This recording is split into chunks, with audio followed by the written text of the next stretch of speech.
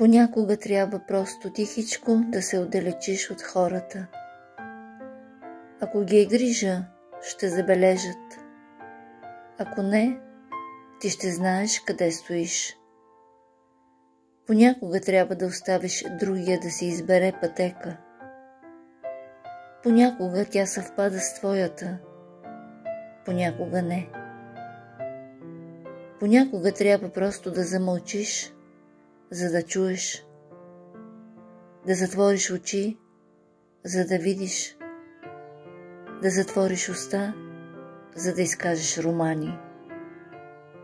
Понякога тишината говори по-силно от думите.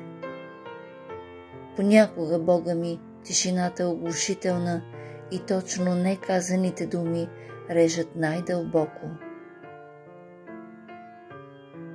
Филип Узунов, Пепел от рани.